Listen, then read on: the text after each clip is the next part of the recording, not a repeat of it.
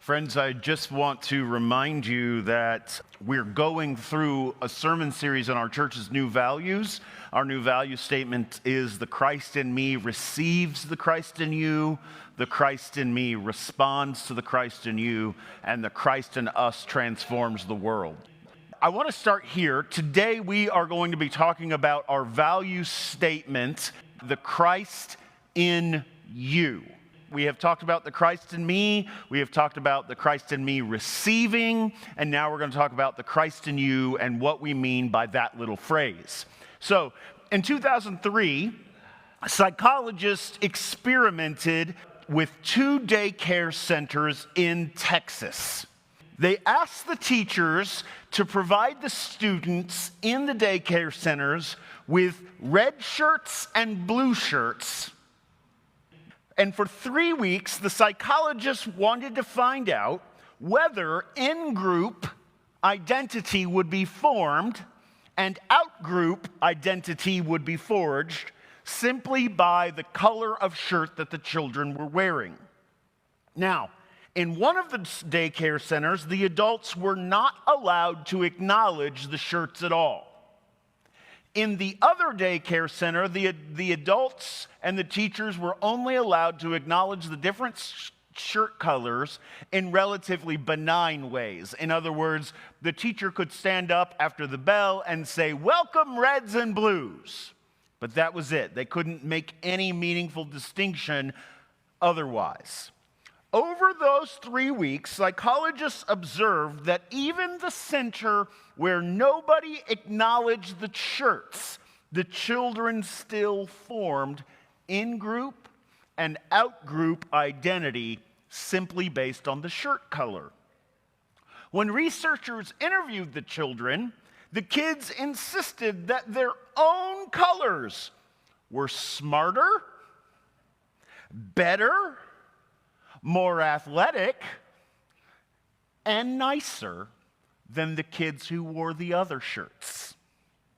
And in the center where the adults were casually allowed to acknowledge the difference in shirts, the effects were even stronger. Apparently, dividing the world into us and them requires nothing more than simply wearing shirt colors that are different. And you may say to yourself, man, children are so gullible.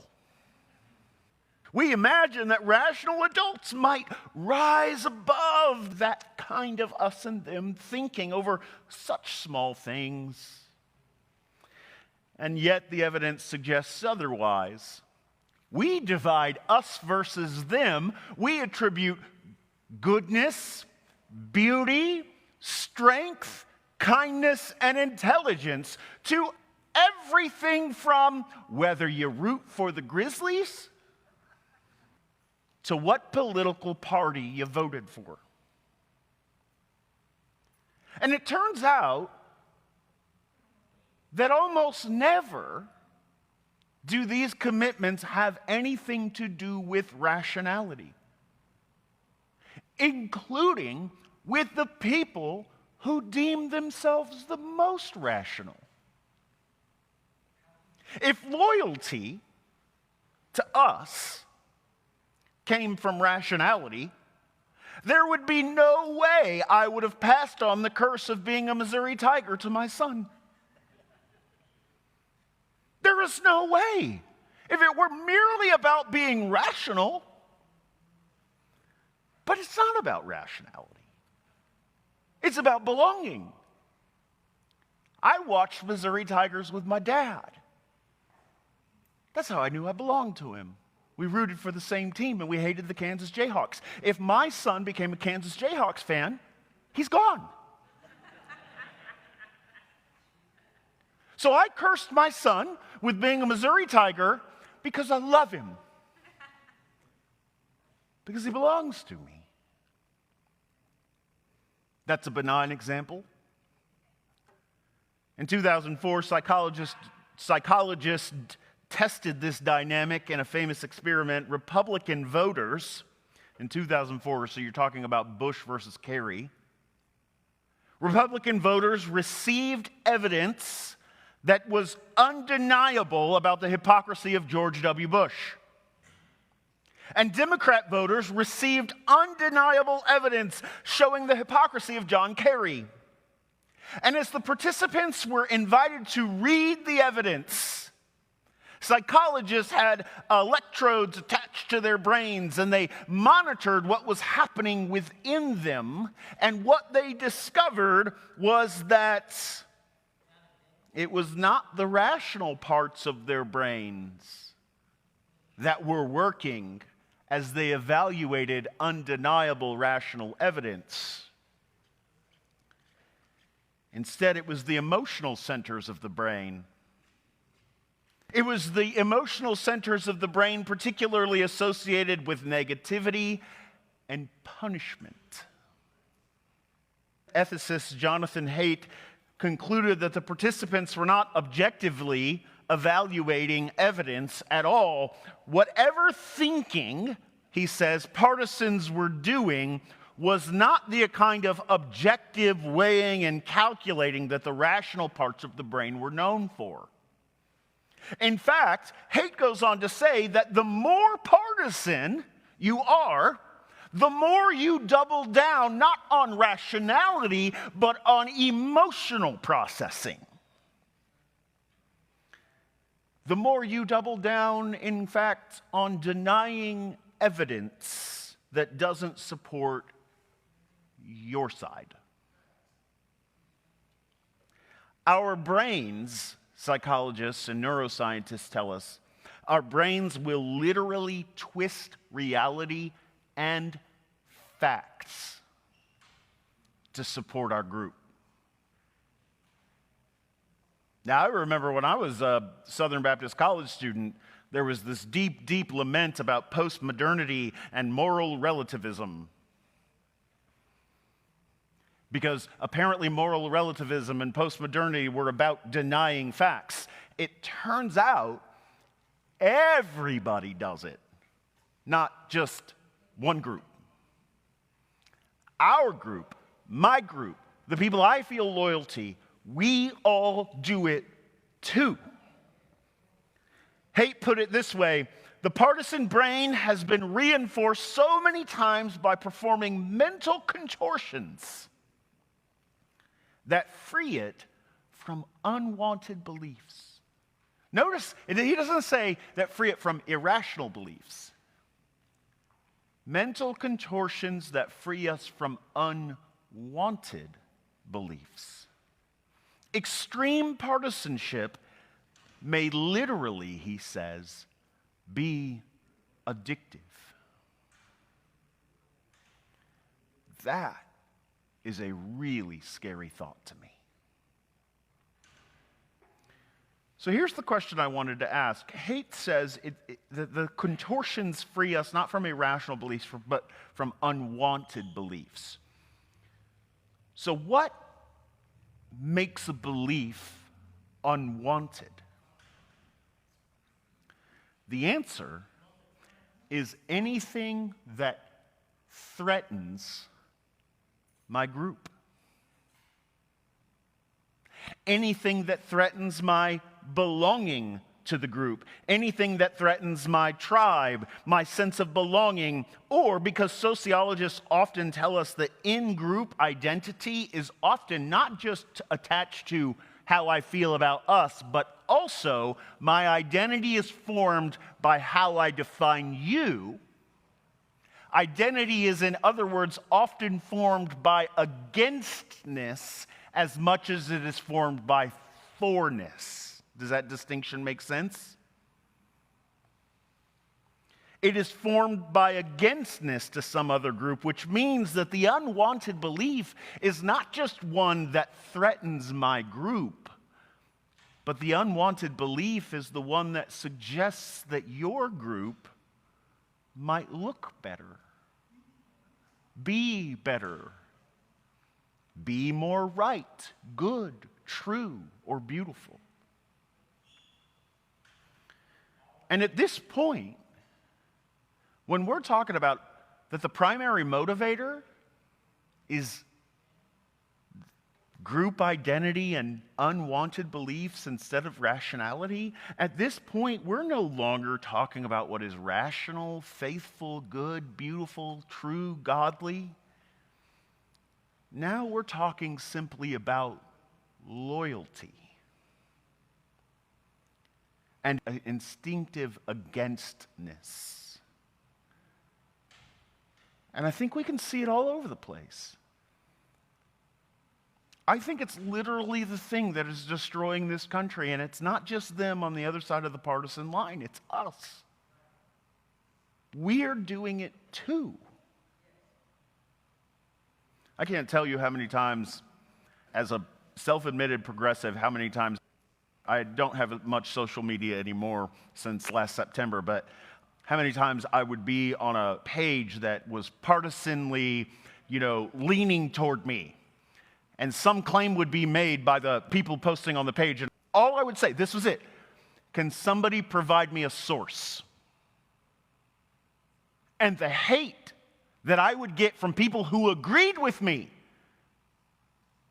People who hate that the other side hates science and rationality and learning, simply asking for a source so that we didn't automatically adopt the propaganda of our side, brought out extreme hate. My side is as much a problem as theirs. So we see this all over the place. Let me again give you a more benign, silly example.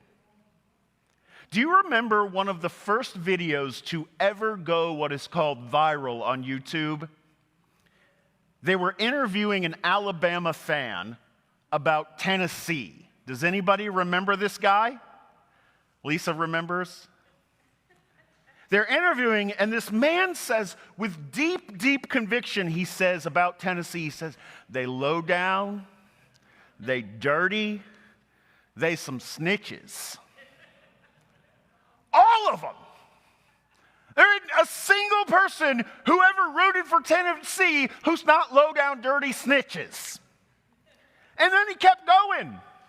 He said, Neyland Stadium looks like a garbage truck worker convention. And then, my favorite line, he said, Tennessee's color is that throw-up orange. It's not that orange you can sit with, it's that puke inside of a pumpkin orange.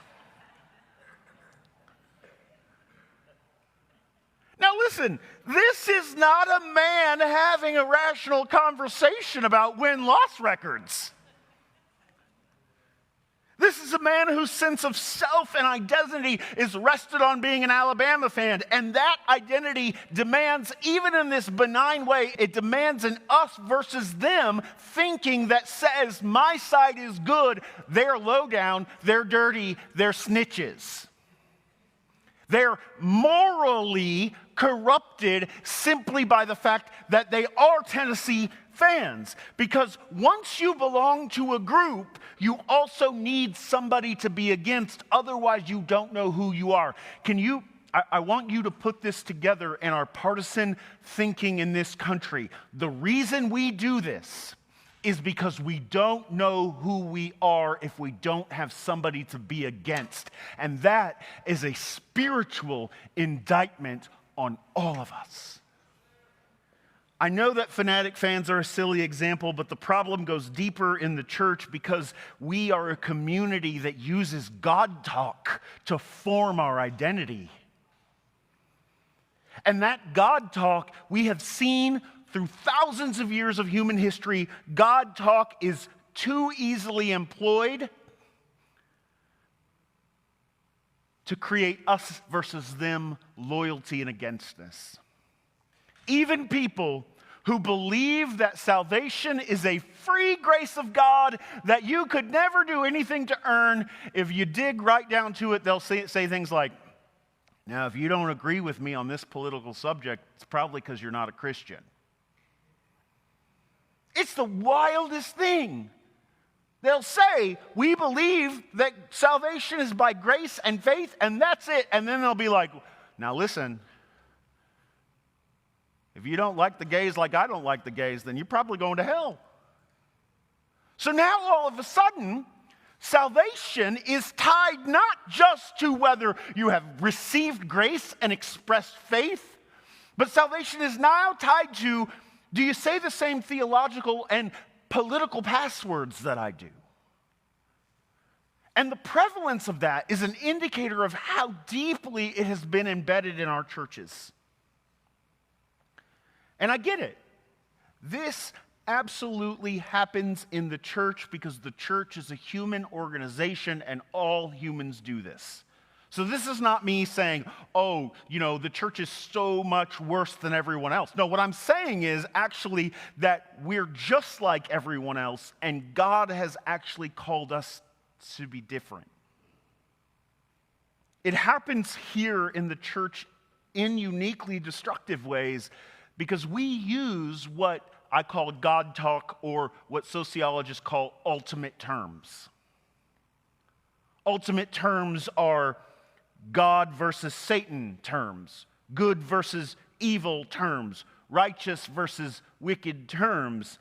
And it's easy for churches, for those categories to shrink in our talk until they mean nothing other than you're with my tribe or you're against my tribe. But this is, I think, where the gospel wants to push us. The gospel says, I receive even my enemies because I worship a God who receives enemies. I don't understand that this is not on the forefront of every Christian's mind, whether we're talking about local interactions, local friendships, frenemyship at school or work, whether we're talking about local politics, national politics, geopolitical politics. The church is supposed to offer this vision, and instead we seem stuck in the same us versus them thinking everybody else has, only we kind of contribute to it in a uniquely bad way because we draw God into the equation. And the whole time, Jesus has been screaming at us, that's not what God is like. That's not what God is like. The gospel, which in America has been used to reinforce us versus them thinking, actually challenges every single tribal loyalty I have, including my elephants and donkeys' loyalty. The Christ in me is also the Christ in you. This is why there can be no such thing as a Christian nation. Because Christians are baptized in every tribe, tongue, nation, and people. Therefore, the lines in the sand that divide me against you might be fun during the Olympics, but outside of that, Christians have no real loyalty to my flourishing and their destruction.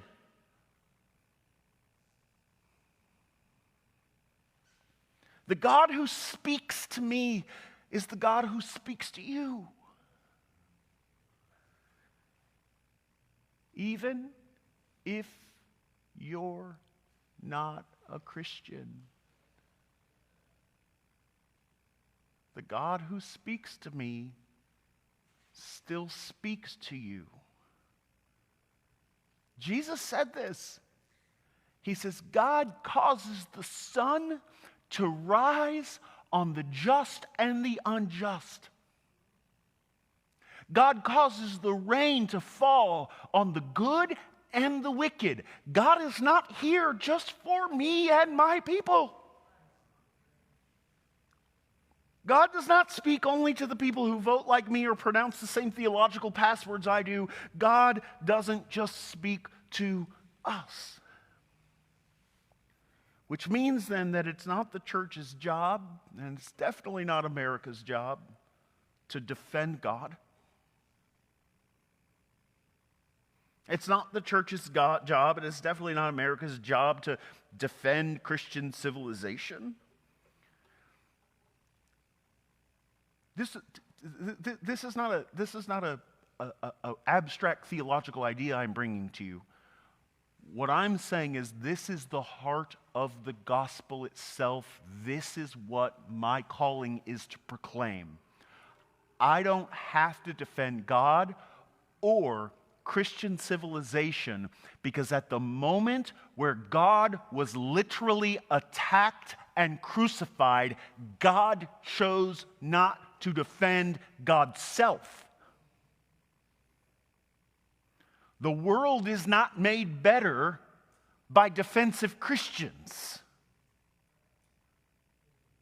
At the very moment of identity threat, when Jesus could have clung to identity and status and power, he surrendered all of it. He could have given in to his amygdala and its adrenaline and fear and defended his own identity against Roman outsiders and unfaithful Jewish insiders. But in that moment, he didn't cling to his belonging. And that is what made him capable of loving his enemies.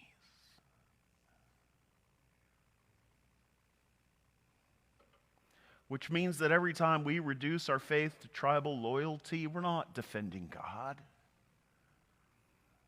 We're defending ourselves. And in doing so, we deny the very God we say we're defending.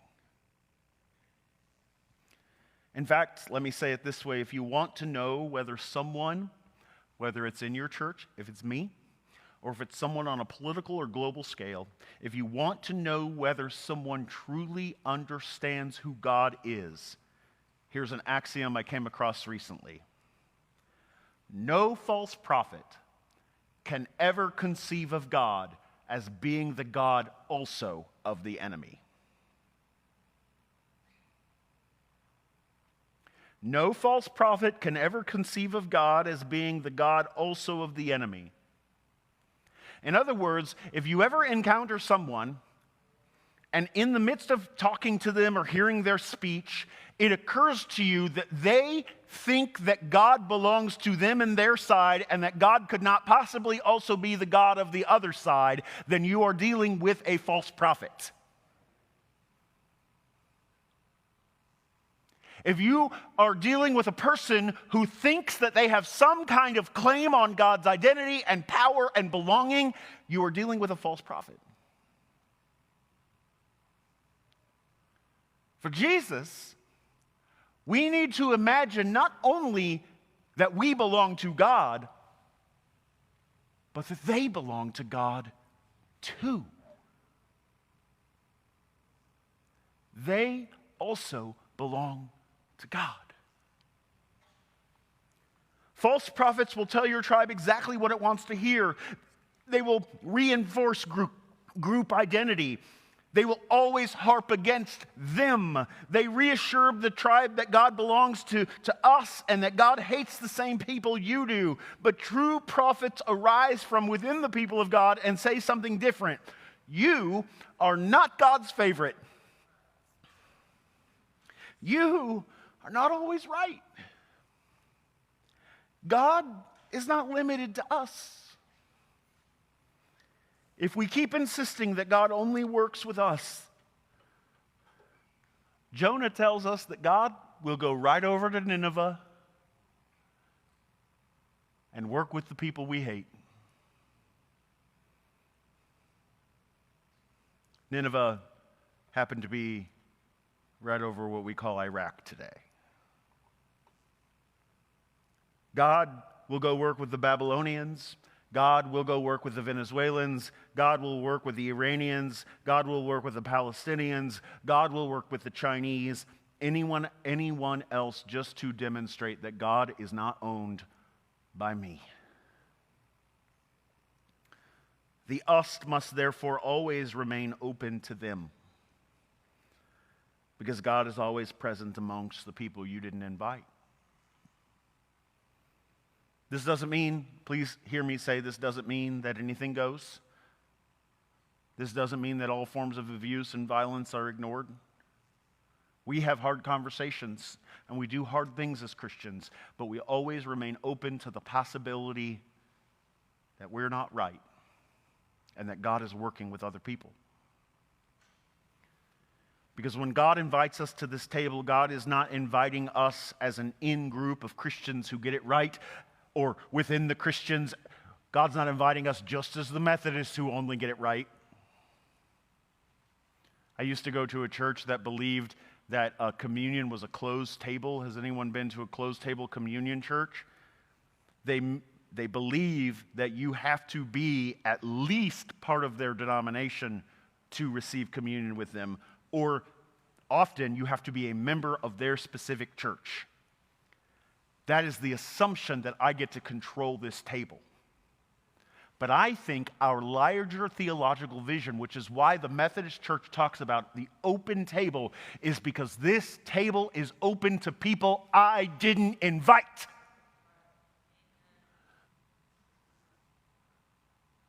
My worst enemy can walk into this room, and I would probably have a hard time. My adrenaline would go up. What is he doing here? I'd tell you exactly who he is. I'm not going to name him publicly, but if anybody wants to know later. But if he walked in here, my adrenaline would go up. And I would probably be obsessively thinking about it. But you know what I wouldn't do? I wouldn't say, you can't receive from that table. Because it is not my table. This table is open to people that I didn't invite. Because I am a guest here just like everyone else. And that is the scandal of the gospel, that the Christ in me is also the Christ in you, working even when you don't know it.